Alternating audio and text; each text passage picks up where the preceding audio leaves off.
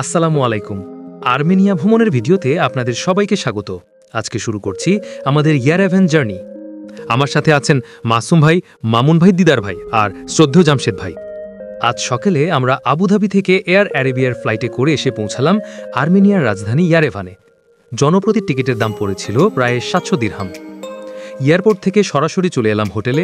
একটু বিশ্রামের পর দুপুরে বেরিয়ে পড়লাম খাবারের খোঁজে।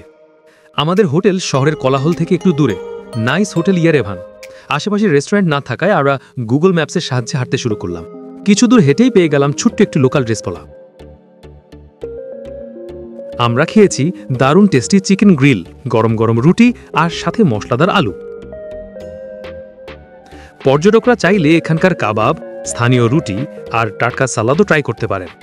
ভ্রমণের সাথে খাবারের স্বাদ একেবারেই অন্যরকম। গ্রিল চিকেন আর লোকাল রুটি খুবই সুস্বাদু ছিল। 5 জনের খাবারের দাম পড়েছিল মোট 5700 গ্রাম বা প্রায় 55 দিরহাম।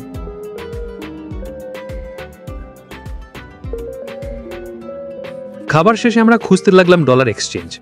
$100 বিপরীতে আমরা পেলাম 38,500 আর্মেনিয়ান ড্রাম। এক্সচেঞ্জ হাউসের বাইরে দেখা মিলল স্থানীয় ফলের বাজারের। আর্মেনিয়া ফলের জন্য বিখ্যাত। এখানকার জাতীয় ফল অ্যাপ্রিকট। এছাড়াও পিচ, চেরি, আঙ্গুর, আপেল, ডালিম, তরমুজ সবকিছুই পাওয়া যায় পাহাড়ি আবহাওয়া এবং উর্বর মাটির কারণে। আর্মেনিয়ার জনগণের মূল পেশা কৃষি, আইটি, ট্যুরিজম ও ছোট ব্যবসা।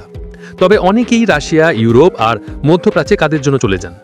বিদেশি নাগরিকরাও এখানে চাকরি করতে পারে, বিশেষ করে আইটি, শিক্ষা এবং ট্যুরিজম সেক্টরে।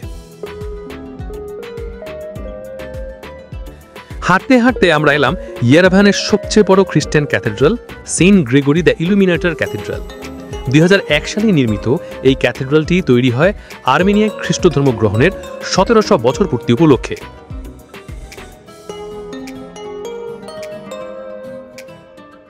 ভেতরে প্রায় 1700 আসনের জায়গা আছে, যা এটিকে দক্ষিণ ককেসাসের সবচেয়ে বড় গির্জা বানিয়েছে।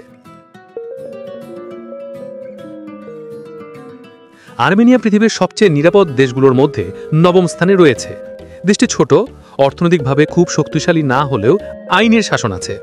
মানুষজন পরিশ্রমী, ভদ্র আর পর্যটক বন্ধু। এখানে কেউ বাড়তি প্রশ্ন করে না বা ডিস্টার্বও করে না। এরপর আমরা এলাম ইয়ারেভানের হৃদয়, রিপাবলিক স্কয়ার। সোভিয়েত আমলে স্থপতি আলেকজান্ডার তামানিয়ানের নকশায় তৈরি এই স্কয়ারের চারপাশে রয়েছে সরকার ভবন, জাতীয় জাদুঘর, ডাকঘর, হোটেল মেরিয়েট সহ বিশাল স্থাপনা। গোলাপি ও সাদা টাফস্টোন দিয়ে তৈরি ভবনগুলো আর্মেনিয়ার ঐতিহ্যের প্রতীক। আর সন্ধ্যার মিউজিক্যাল ফোয়ারা শো পর্যটকদের জন্য অন্যতম আকর্ষণ।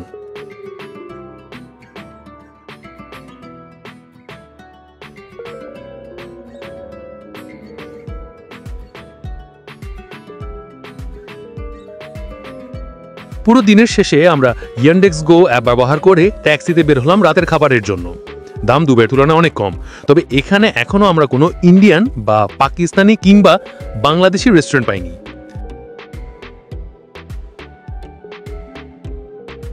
স্থানীয়রা বেশ ভদ্র, যদিও ইংরেজি কম ব্যবহার করে, তাই ভাষাজনিত কিছু চ্যালেঞ্জ হতে পারে।